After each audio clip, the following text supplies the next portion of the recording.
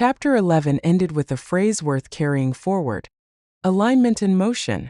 Not a static state achieved once and renewed annually, but a living condition that regenerates itself every time a boundary does its job well.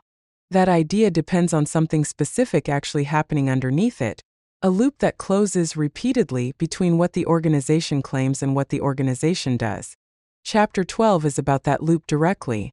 How controls function as testable hypotheses rather than permanent rules, how evidence gets designed to steer decisions rather than simply satisfy auditors, and what it actually takes to keep the paper system and the living system connected once the initial enthusiasm for a new framework has worn off. Most governance failures are not failures of detection. The organization usually had the data. What it lacked was a loop, a mechanism that takes a signal, routes it to someone with the authority to act, and confirms afterward that the action actually changed the underlying condition. Without that loop, evidence accumulates without consequence, and the gap between intent and reality widens quietly, one ignored signal at a time. This chapter works through what closing that loop actually requires at the level of mechanism, how a control should be treated as a hypothesis to be tested rather than a rule to be enforced, how evidence should be designed to help a team navigate rather than simply prove compliance after the fact, and how an organization keeps the loop turning once the initial energy of a new program fades into routine.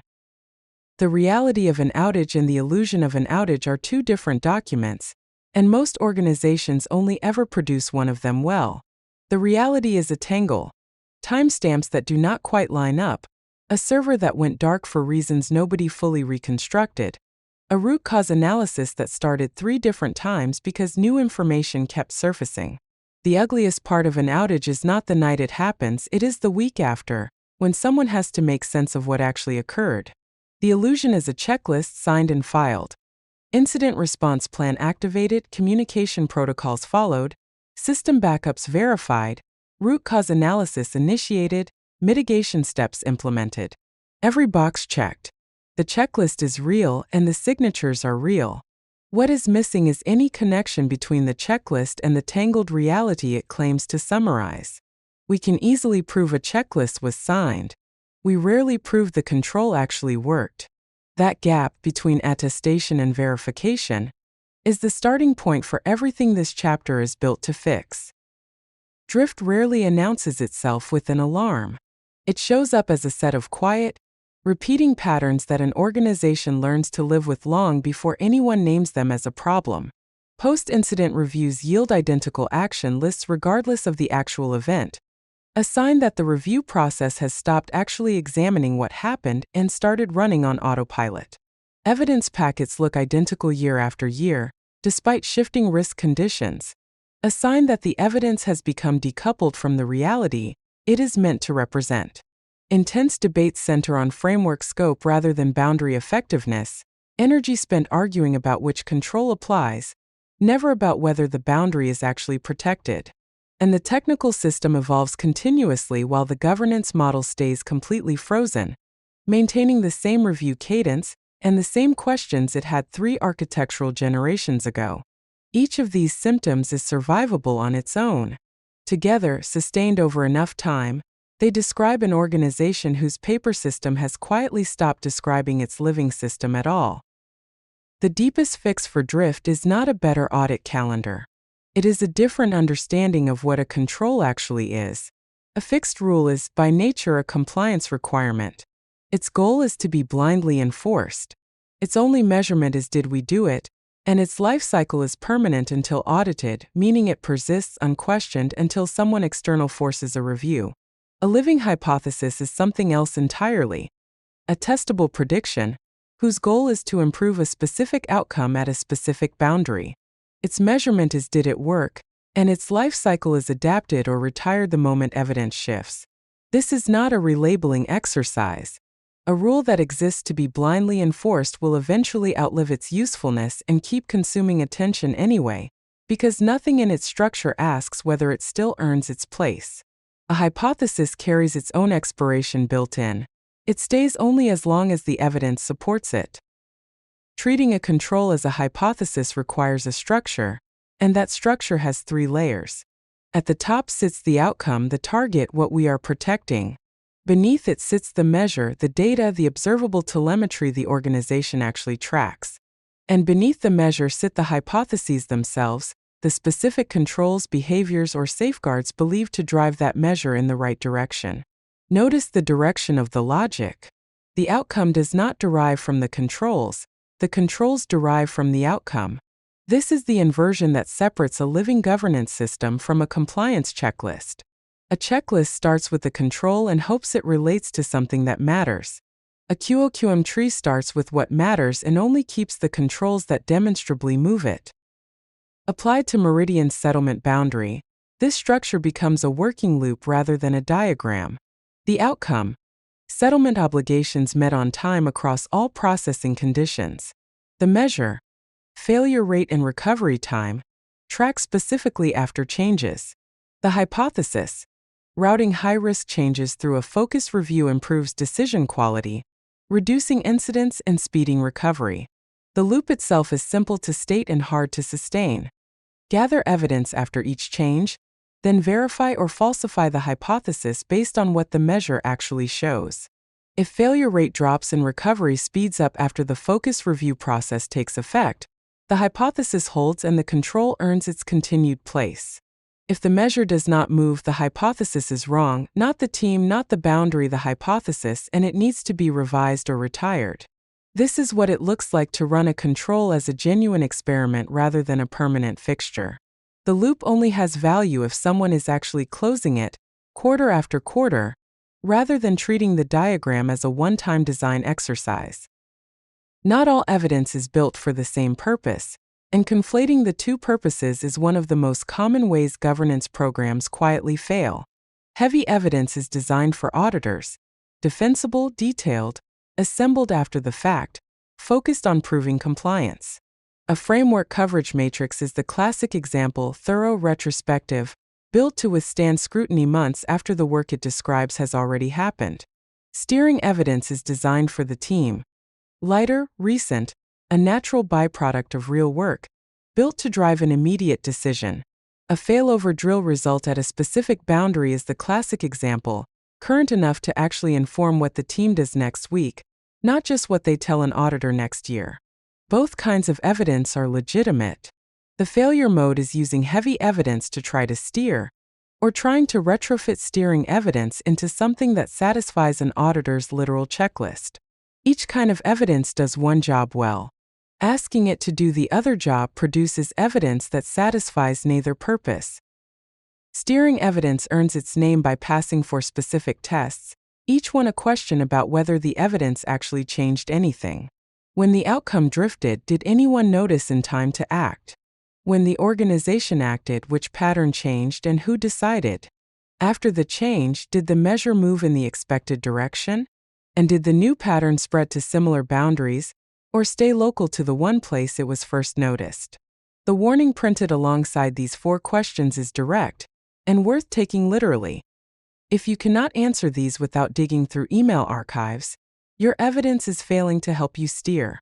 That is the practical test. Evidence that requires an archaeological excavation to interpret was never steering evidence in the first place. It was heavy evidence mislabeled, sitting in a system that promised speed it never actually delivered. A governance system that actually closes its loop does not just improve operational outcomes, it changes how people behave.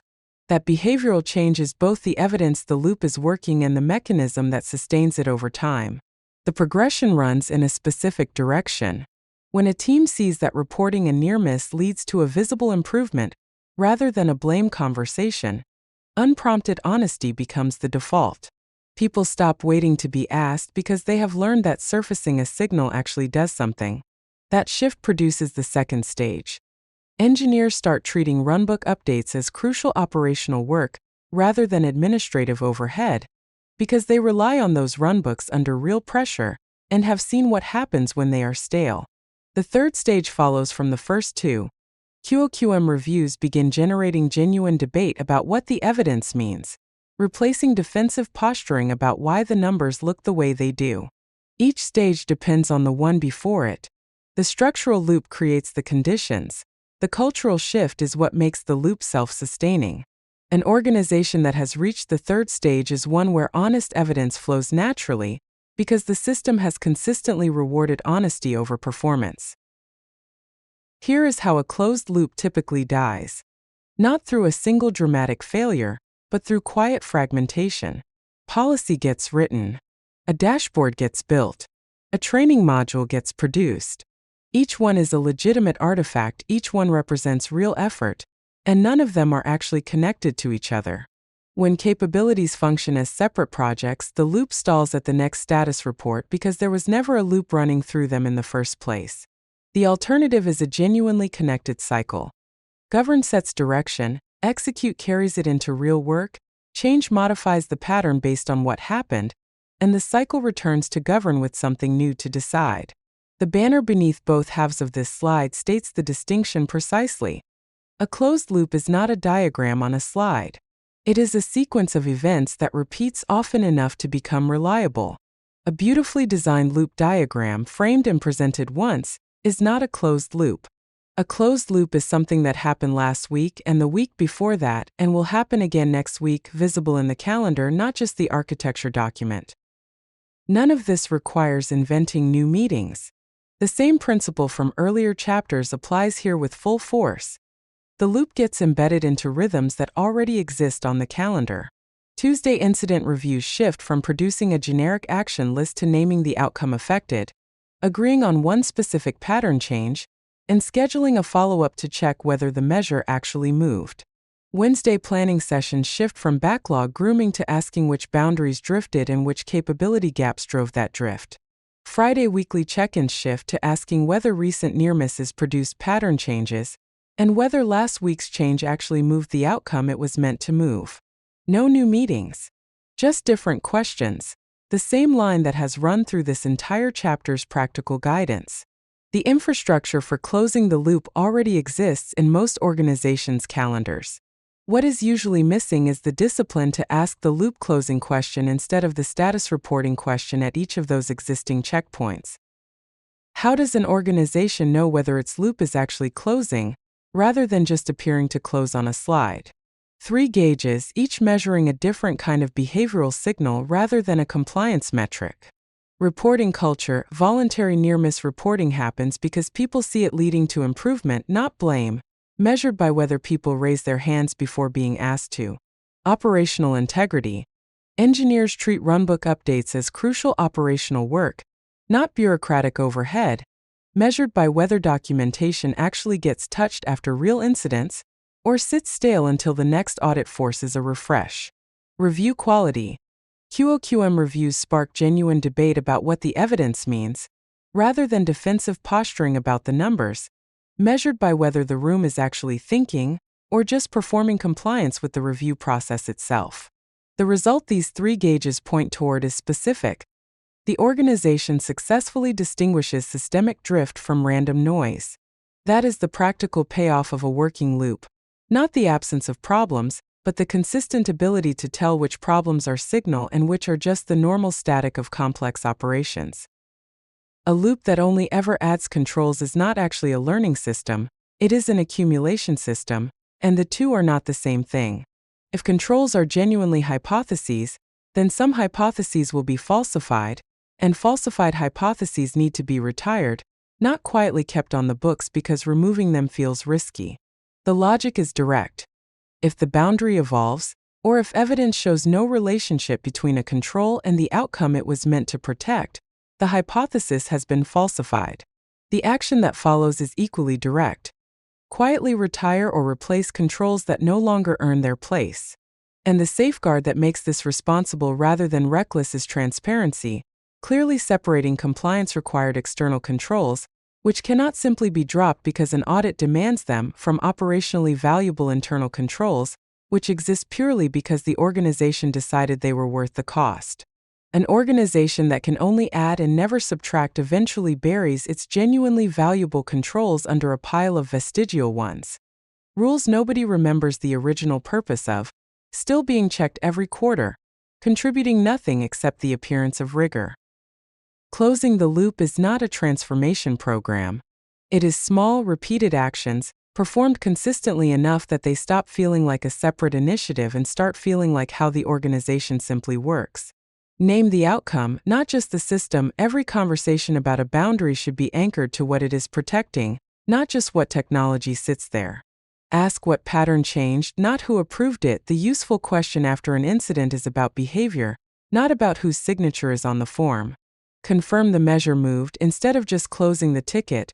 A ticket closed without confirming the underlying condition actually improved is paperwork, not governance. These 3 habits, repeated often enough, become muscle memory. That is genuinely the goal.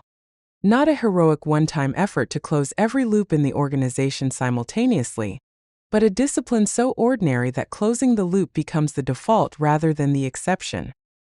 Chapter 12 closes with a single sentence worth holding on to as the measure of everything this book has been building toward.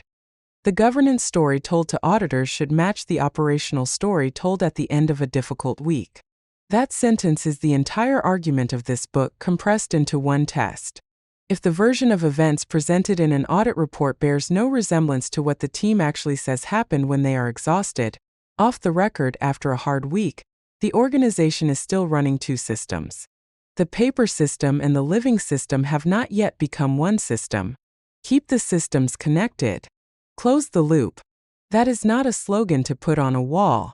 It is the daily discipline this entire series has been describing, and it is the work that determines whether an organization's governance is real or merely well documented. In the next chapter, we turn to how this discipline holds up at scale, across an enterprise large enough that no single person can see every boundary at once.